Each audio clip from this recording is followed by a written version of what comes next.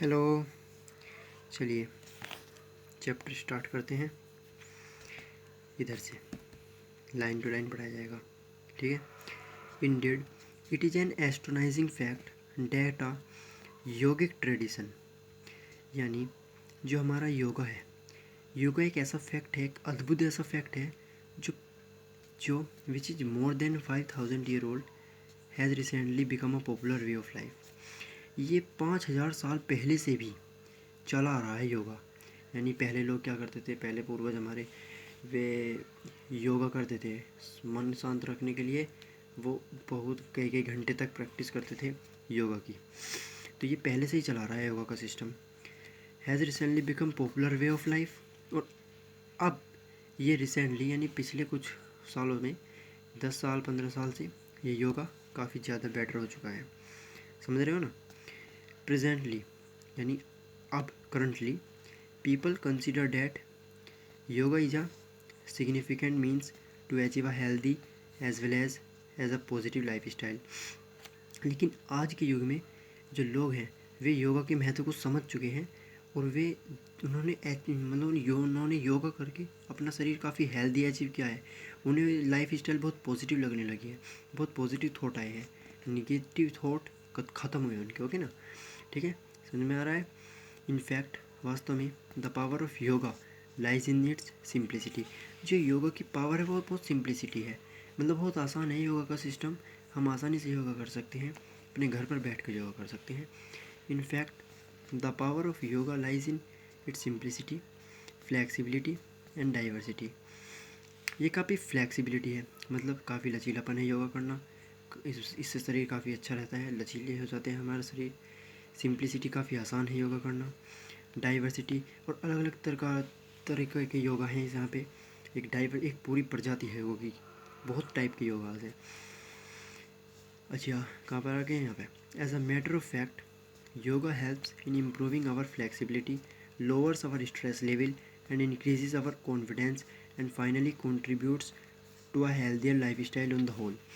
ये कह रहे हैं कि जो योगा है, योगा ने काफ़ी हेल्प किया है हमारे जो फ्लेक्सिबिलिटी है उसको इम्प्रूव करने की। हमारा जो स्ट्रेस लेवल है, हम काफ़ी टेंशन में हो जाते हैं, स्ट्रेस लेने लगते हैं। अगर हम सुबह सुबह योगा करें तो वो सब खत्म हो जाता है, उसका लेवल कम हो जाता है। और इंक्रीज अवर कॉन्फिडेंस, हमारे कॉन्फिडेंस को बढ़ाता है, हमारा पढ़ाई में सभी चीज़ में जी लगता है काम करने में। And finally contributes to a healthier life style on the whole. और अंत में कहा गया है कि इन सब से बढ़कर हेल्दी वे है को, इससे योगा से हम काफ़ी हेल्दी हो जाएंगे, हमें कोई परेशानी नहीं होगी। There are various life style diseases like obesity, diabetes, asthma, hypertension, back pain, migraine, depression which can be prevented and treated up to some extent with the help of certain yogic exercise.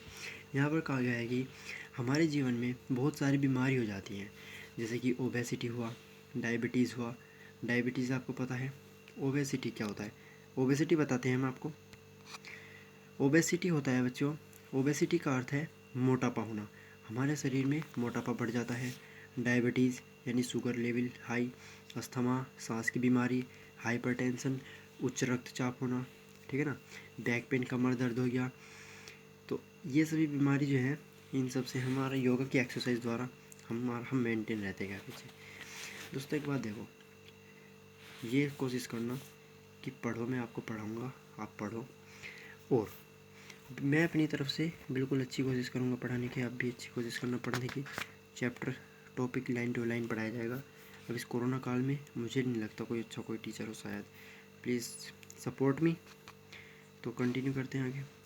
इसमें first topic है asanas as preventive measures, यानी आसन। अब योगा में आसन आता है, देखो ना, ये योगा कर रहे हैं, सुबह है, सुबह सूरज में बैठकर, वाह, सूर्य देखते हुए। आसन एज प्रिवेंटिव मेजर्स, जो आसन है उसके थ्रू अनेक प्रकार की बीमारी वगैरह इन सबको रोका जा सकता है, ठीक है, रोकने में काफ़ी हेल्पफुल है। देखते हैं अकॉर्डिंग टू पतंजलि, आसन की पहले डेफिनेशन पढ़ते हैं यहाँ पर कि पतंजलि के अकॉर्डिंग आसन्स मीन्स, आसन का अर्थ है स्थिरम सुखम आसनम, यानी चरणामृत के समान सुखम आसनम, एक आसन ये बहुत सुख देता है, चरणामृत के तरफ की तरह।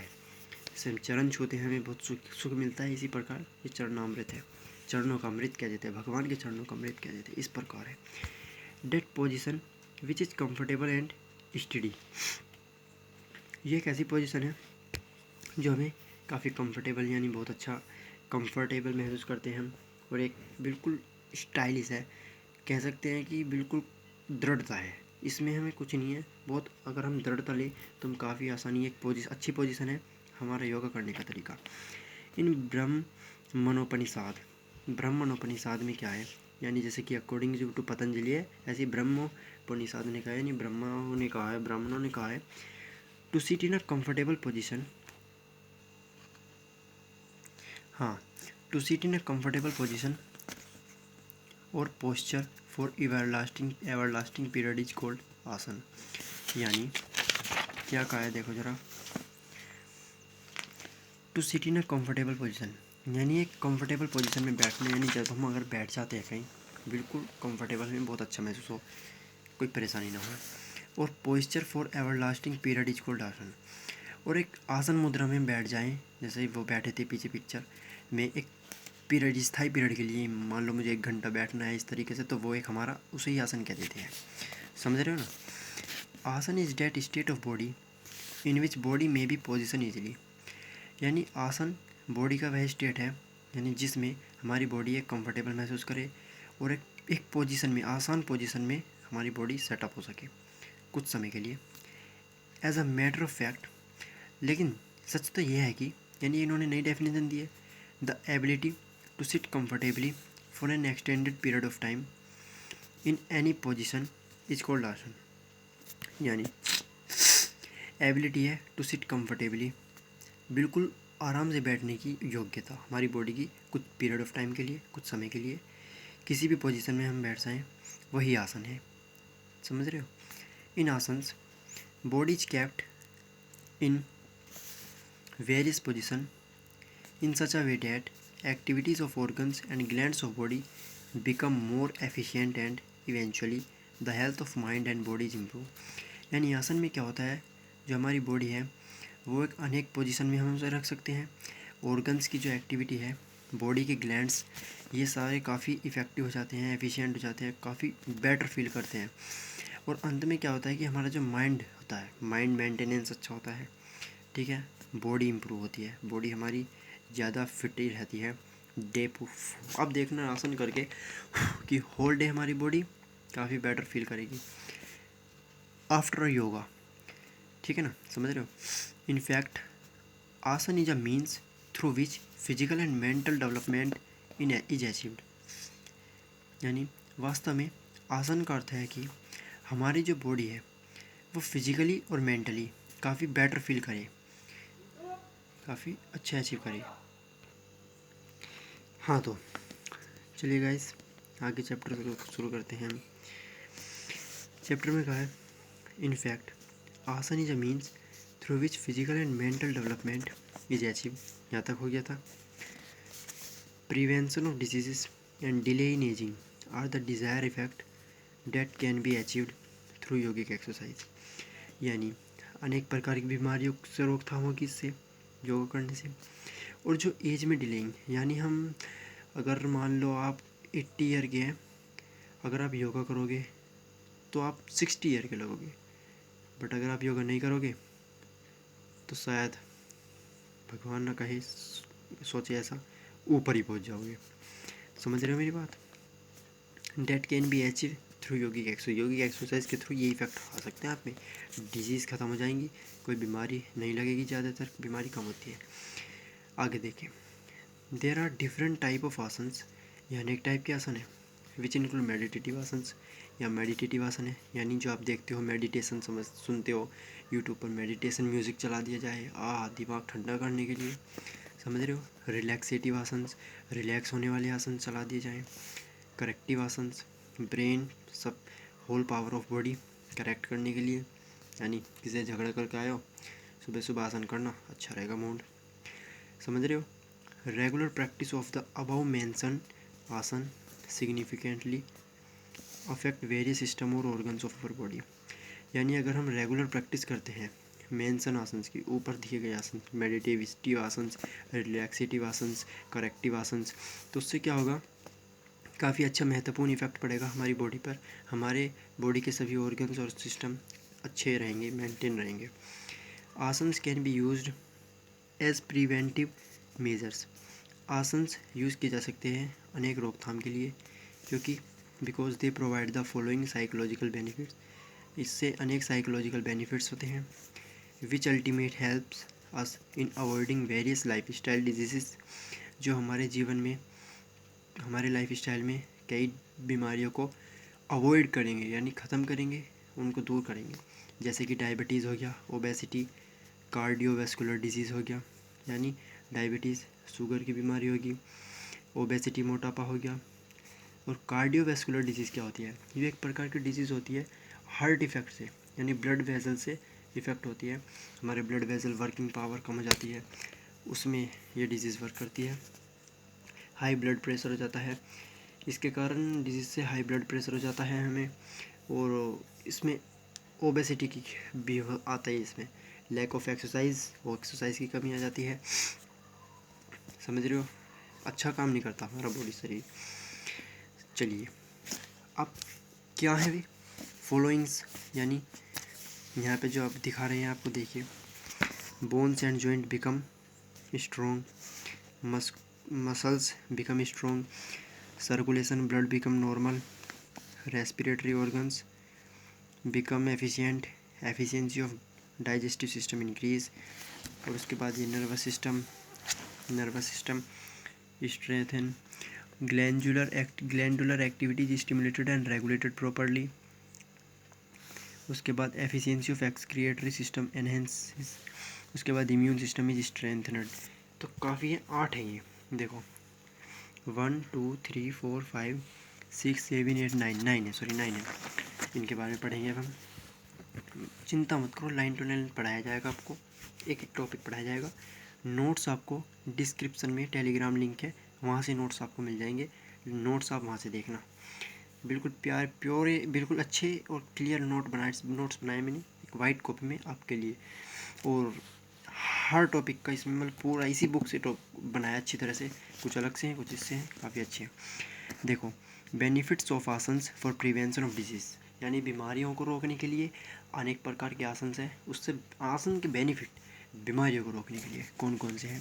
First, bones and joints become strong, यानी जो हड्डी हैं और उनके जॉइंट्स हैं वे आसन से काफ़ी स्ट्रॉन्ग हो जाएंगे। As a result of performing asana regularly, यदि हम रेगुलरली आसन करते हैं तो उससे रिज़ल्ट क्या निकलेगा, the bones cartilages and ligaments become strong, जो हमारी हड्डियाँ हैं वो काफ़ी मजबूत हो जाएगी।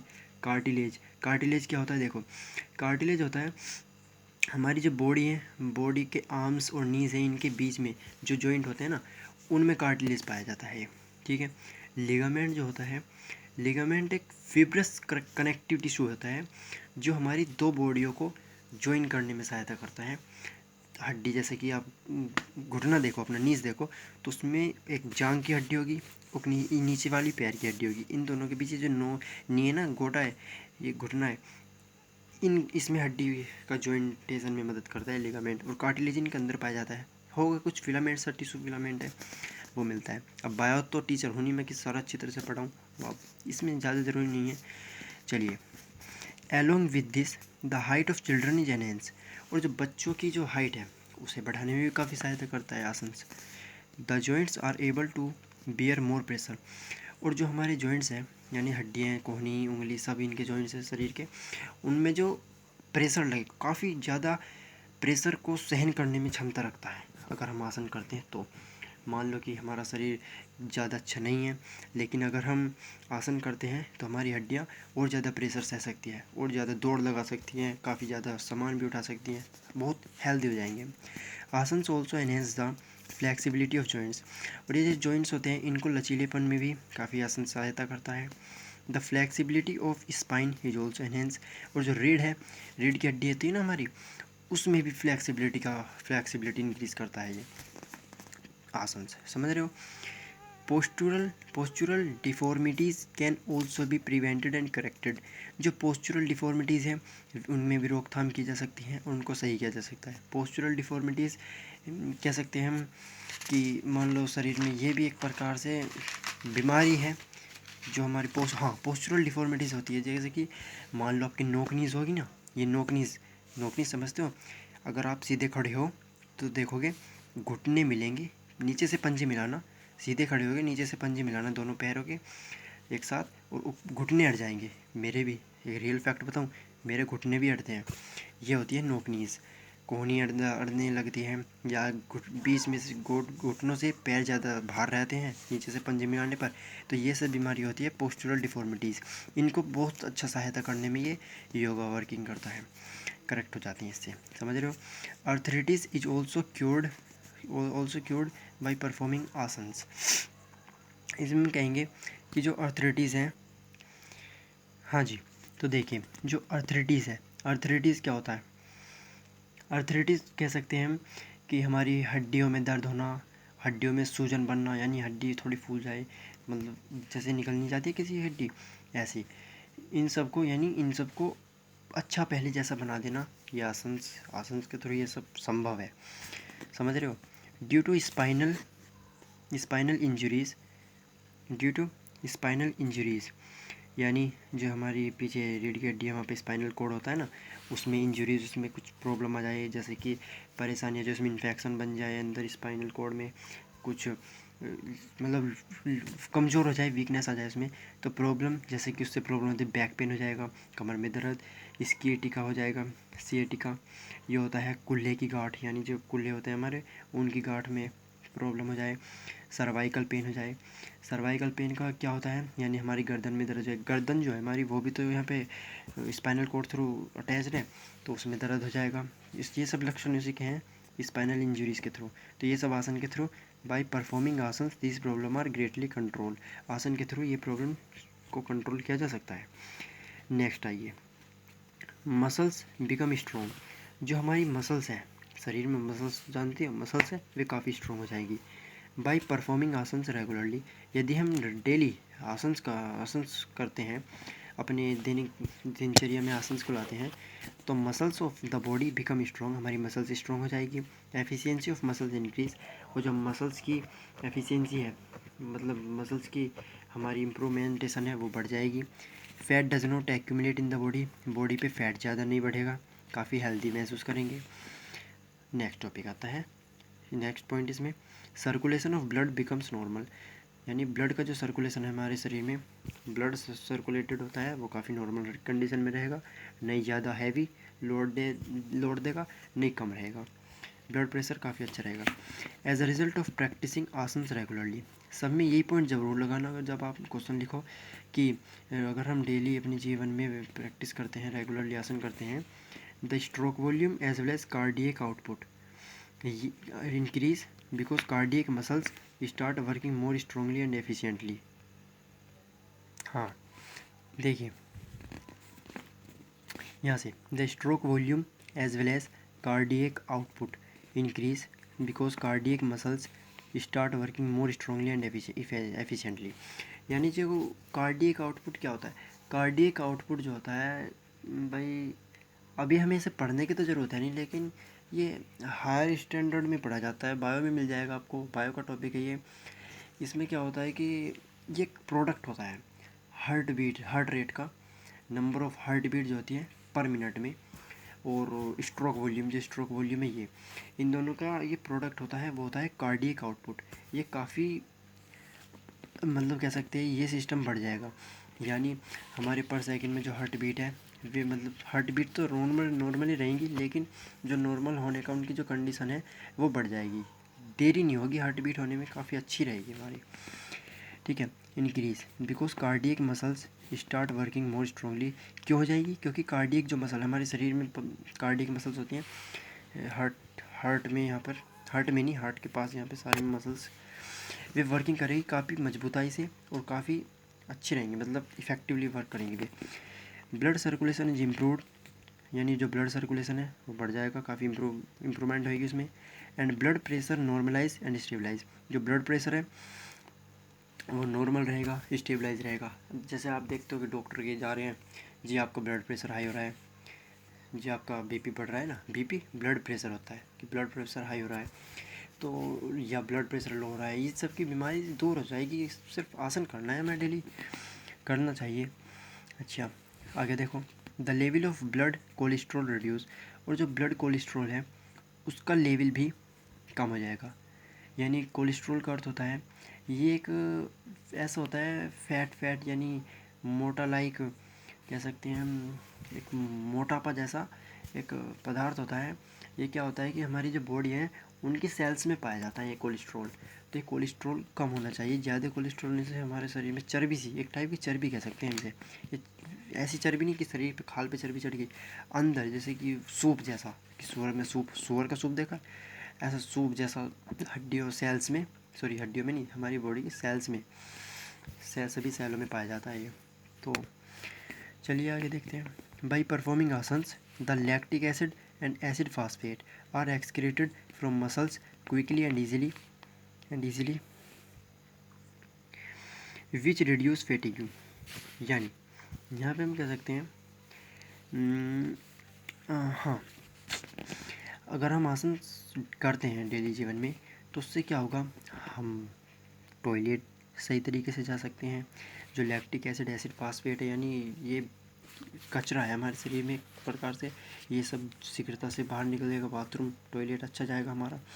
और आसानी से जो हमारी जो फील ओवर, हम सोचते हैं कि यार बहुत थक गए, कुछ ज़्यादा ही थकने से भी कुछ ज़्यादा ही थका हुआ महसूस करते हैं, लो एनर्जी महसूस करते हैं, ये सब हमारी दूर हो जाएगी। फैटिग यही होता है कि फीलिंग ओवर टायर्ड कह सकते हैं हम ज़्यादा ही थकावट महसूस करते हैं, ये सब दूर होगी इससे।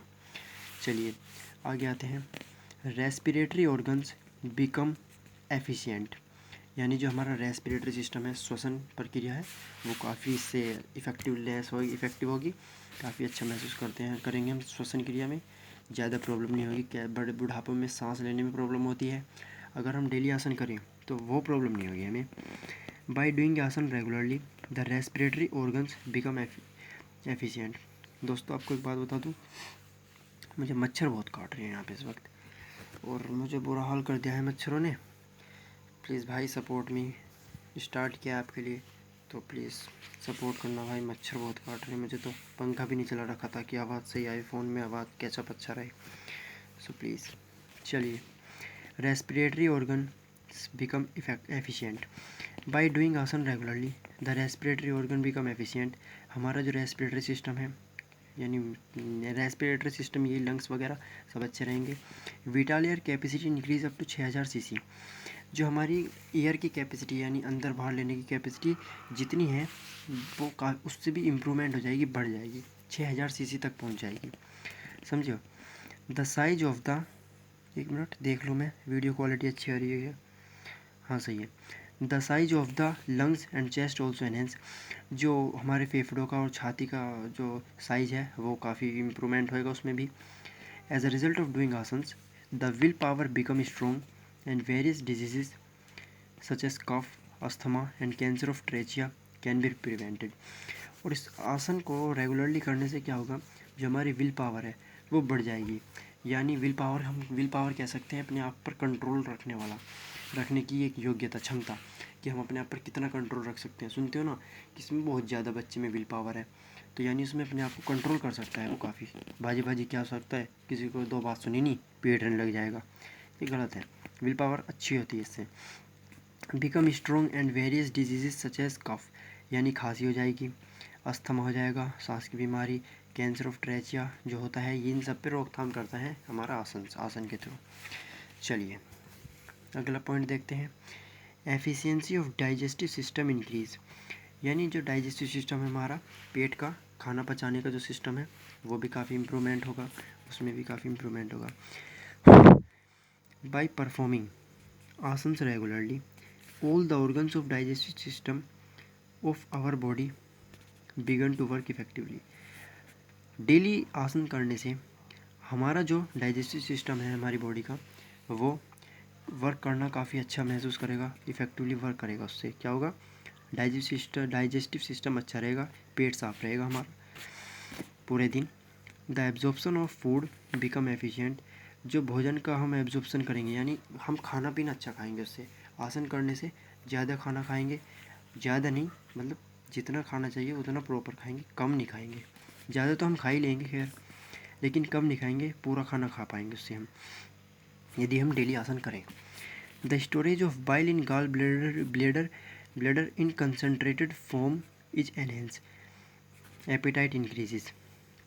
अब इसमें क्या कहा गया है कि जो स्टोरेज है बाइल का, यानी पेट में बाइल जूस बनता है गॉल ब्लेडर यहाँ पे ये हार्मोन बाइल जूस क्रिएट होता है, तो इसका जो मतलब स्टोरेज है, कंसंट्रेशन स्टोरेज है वो भी बढ़ जाएगा। बाइल जूस का काम है, कुछ है बायो में पढ़ा था 10th में हमने, फ़िलहाल तो हम भूल चुके हैं इस बारे में, पर इसकी खास ज़रूरत नहीं है। मैं जितना याद रखो, पेट में जो गॉल ब्लेडर होता है उससे बाइल जूस वो जो निकलता है उसका प्रेजेंटेशन बढ़ जाएगा, और उससे हमारी बॉडी में पेट के लिए, डाइजेस्टिव सिस्टम के लिए काफ़ी इम्पोर्टेंट है वो। एपेटाइट इंक्रीज, एपेटाइट बढ़ जाएगा। एपेटाइट क्या होता है? भूख, हमारी भूख बढ़ जाएगी। Stomach and intestine are also strengthened, जो हमारा पेट और आँत है वे मजबूत होंगे, यानी उनमें काफ़ी इम्प्रूवमेंट होगा, पेट खराब नहीं रहा करेगा फिर हमारा। Constipation, indigestion and gas trouble are reduce, जो कॉन्स्टिपेशन है यानी कब्ज होना, पेट में पाचन क्रिया अच्छी ना होना, इंडाइजेशन पाचन क्रिया अच्छी ना होना, कॉन्स्टिपेशन कब्ज होना, और गैस ट्रबल गैस की परेशानी, इन सब से हमें काफ़ी अच्छे छुटकारा मिलेगा। समझ रहे हो? इम्प्रूवमेंट बढ़ेगा। चलिए 4 पॉइंट रह गए दोस्तों, इन्हें और करते हैं। हाफ आवर की वीडियो तो हो ही गई है, देखो मैंने पूरी मेहनत की भाई, हाफ आवर की वीडियो ही बना पाऊँगा मैं, क्योंकि I have no extra internet connection. Nervous system strengthens, क्या ना इसको इंस लगाना बाद में, पहले स्ट्रेंथ कहने, क्योंकि इसमें गड़बड़ हो जाती है वर्ड में, स्ट्रेंथेंस ऐसे, तो स्ट्रेंथ इंस कहना, स्ट्रेंथ इंस। तो नर्वस सिस्टम जो है उसकी स्ट्रेंथ बढ़ेगी, नर्वस सिस्टम हमारी बॉडी माइंड में जो होता है वो बढ़ेगा, हमारा स्ट्रेंथ उसकी पावर बढ़ेगी। As a result of regular practice of asanas, समझ रहे हो इसका हर देखो सभी टॉपिक में मिला है ये वर्ड, सभी टॉपिक में sentence, as a result of regular practice of asana, इसको तो आप समझ लो अच्छी तरह से। आवर नर्वस सिस्टम स्ट्रेंथन्स, हमारा नर्वस सिस्टम मजबूत होगा, पावर बढ़ेगी। Working efficiency of synapse enhance, जो साइनेप्स की वर्किंग एफिशिएंसी है वो काफ़ी बढ़ेगी। साइनेप्स क्या होता है? देखो, जो साइनेप्स के बारे में हम कह सकते हैं